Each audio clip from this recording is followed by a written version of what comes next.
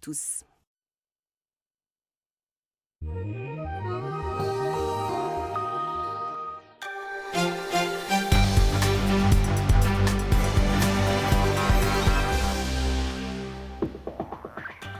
Bonjour à tous, bienvenue dans les Alpes. Tout de suite, les titres de votre journal.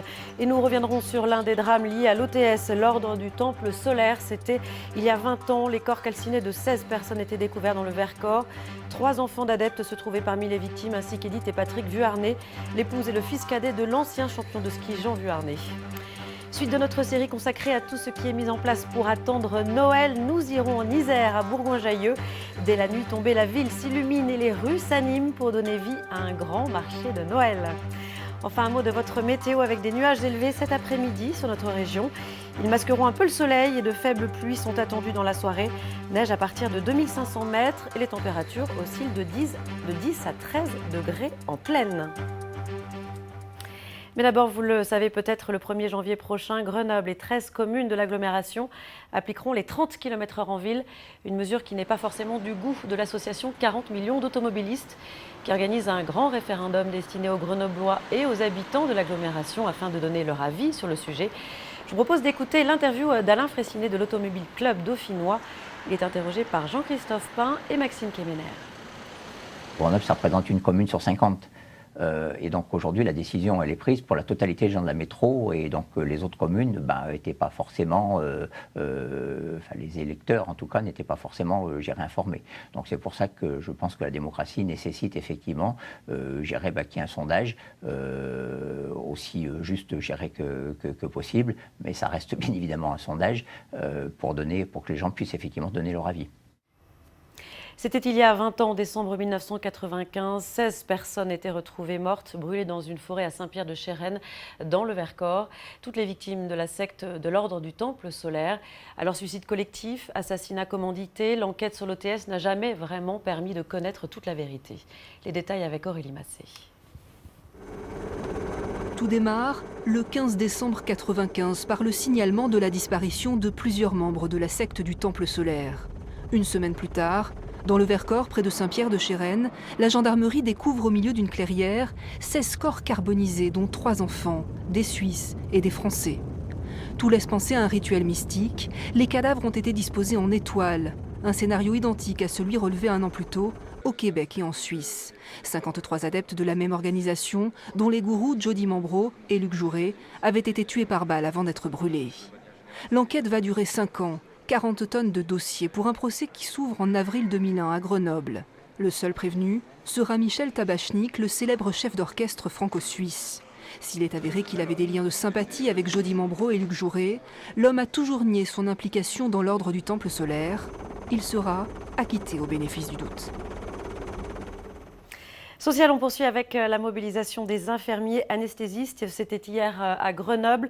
Ils réclament une meilleure reconnaissance de leur niveau d'études et souhaitent que leur statut soit pris en compte dans la nouvelle loi santé de Marisol Touraine. Tracts dans les mains, ils sont allés à la rencontre des Grenoblois. Je propose d'écouter l'interview recueillie par Nathalie Rapuc et Yves-Marie Glo. Nous, au jour d'aujourd'hui, les infirmiers anesthésistes, on a un bac plus 5, on a un niveau master, mais qui n'est pas reconnu.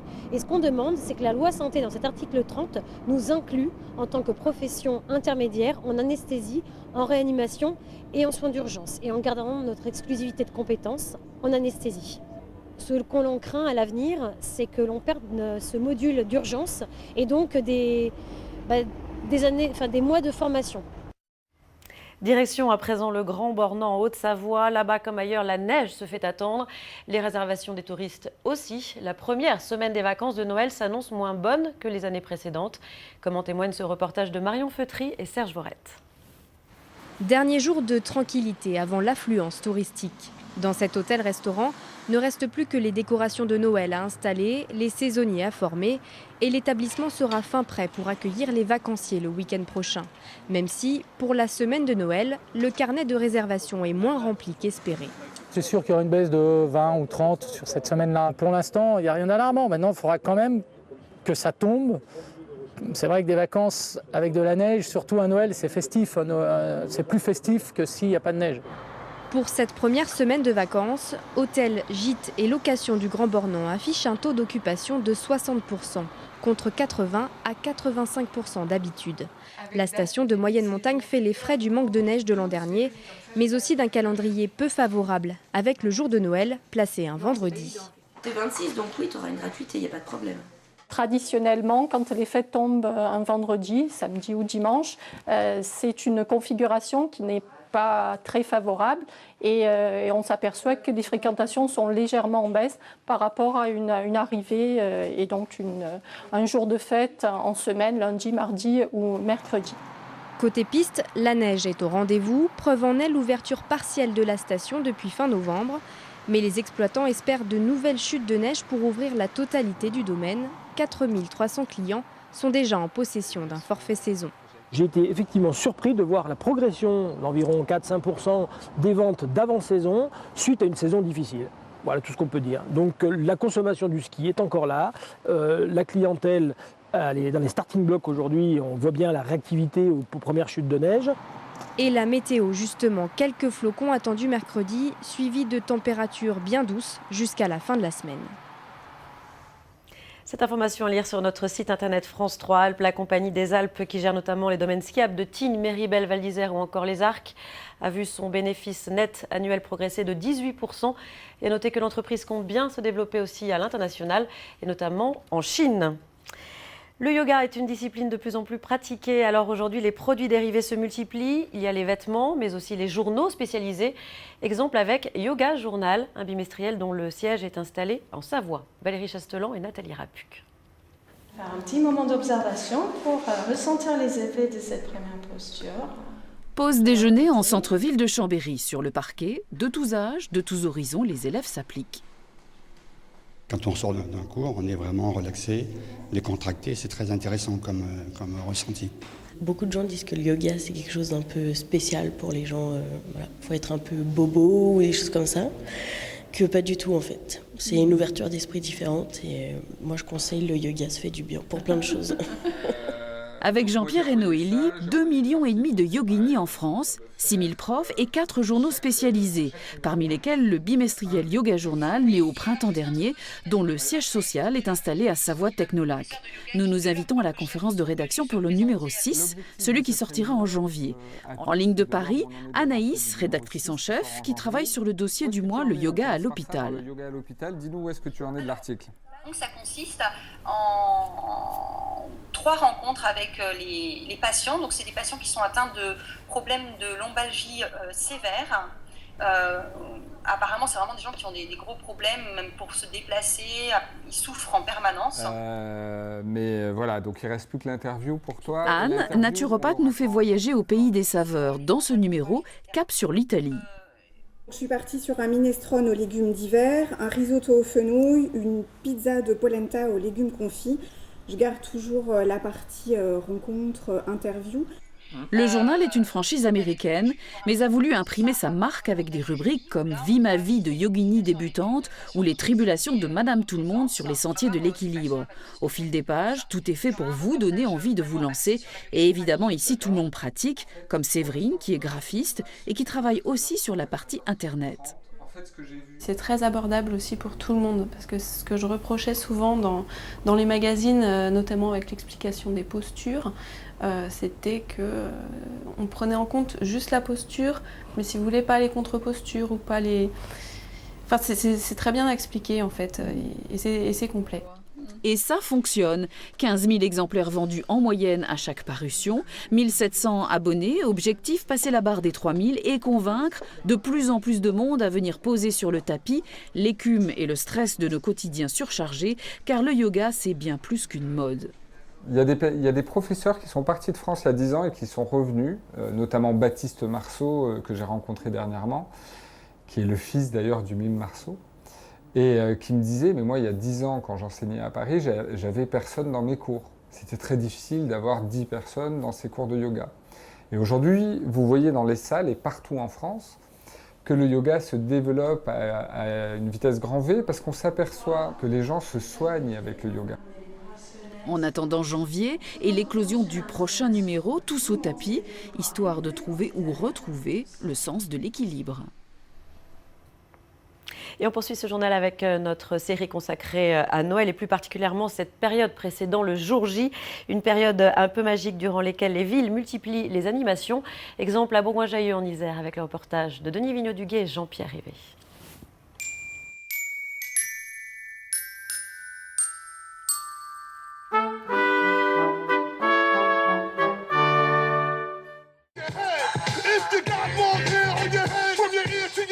Cette année, Bourgoin-Jallieu fait les choses en grand.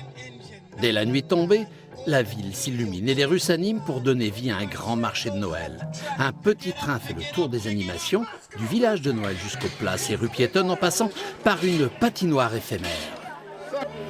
Une ambiance de fête souhaitée par les commerçants. Les commerçants sont des acteurs majeurs pour les fêtes parce que c'est là qu'on vient faire nos cadeaux. Donc ils sont là, ils sont présents, ils sont souriants et ils ont envie de faire plaisir aux gens. Libéré, délivré, je m'en tirerai Le plus important, c'est de faire venir les gens à Bourgoin. C'est leur faire voir qu'à Bourgoin, il se passe encore des choses. Les commerçants sont encore là, ils sont présents, ils les attendent. Et le marché de Noël est un bon point pour faire venir les gens et leur montrer qu'à Bourgoin, on fait encore beaucoup de choses. Mobiliser chaque soir la population pour que cette fin d'année soit synonyme de réussite pour tout le monde, sans exception. Allez, une bonne soupe!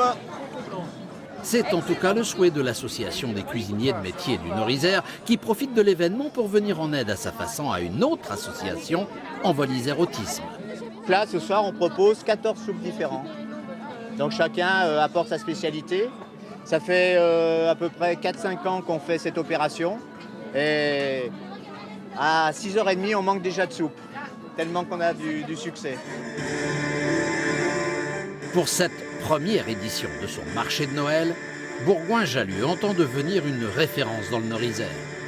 Un projet ambitieux qui, en plus des animations, propose de nombreux spectacles, une façon de combattre la morosité ambiante. Cette année, avec toutes les difficultés, avec les événements de ces derniers jours, il fallait un grand moment de joie, un grand moment de lumière. On a tout croisé, l'animation commerçante, la vie économique, les animations culturelles, la musique, la danse, la solidarité avec la soupe. Et tous ensemble, ça permet de faire ce qu'on a aujourd'hui. Vive le vent, vive le vent, vive le vent d'hiver. Le ton est donné. Jusqu'au 31 décembre, Bourgoin-Jallieu propose de vivre au quotidien la féerie de Noël avec, en point d'orgue, chaque samedi, la grande parade et son invité vedette, le Père Noël. Et puisqu'on parlait de Bourgoin-Jallieu, sachez qu'une fuite de gaz est en cours justement en plein centre-ville. Entre 50 et 60 personnes ont été évacuées. Cap sur le Trièves, à présent, je vous emmène visiter un lieu particulier, une ferme distillerie baptisée le domaine des Hautes Glaces. Là-bas, Frédéric Revol, ingénieur agronome, développe une gamme unique en France de whisky bio et local. Marie Michelier et Yves Mareglo l'ont rencontré.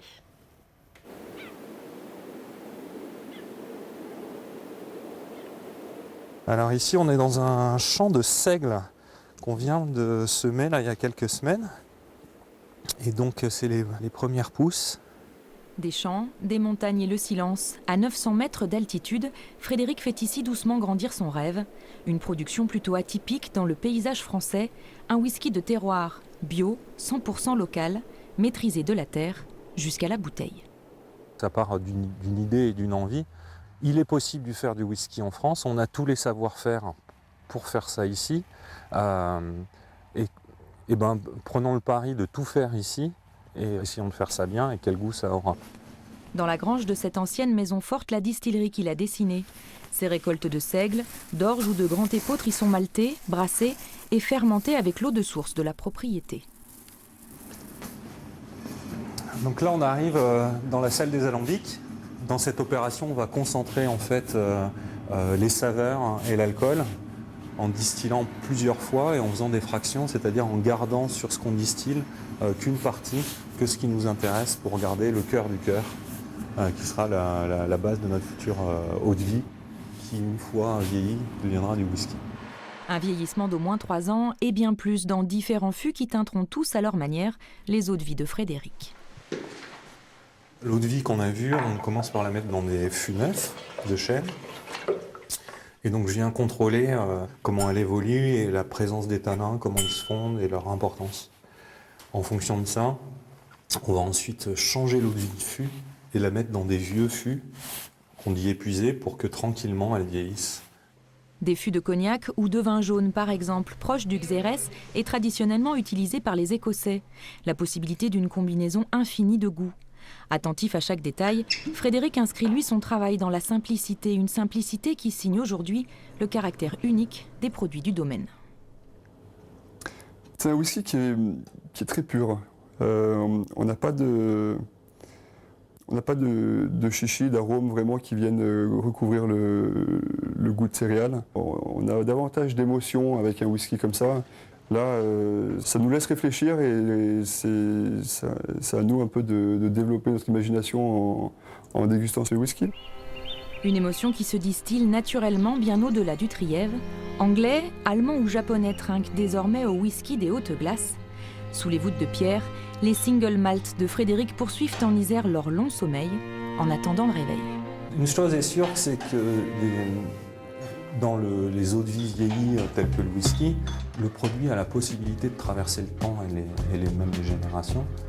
Et donc il y a quelque chose comme ça qui est agréable de se dire que peut-être les meilleures eaux de vie, ça sera les générations d'après qui les boiront.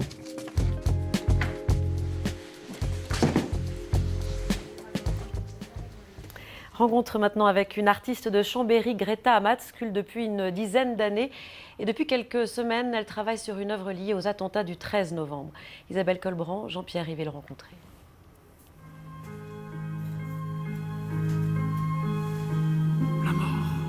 C'était évident et nécessaire.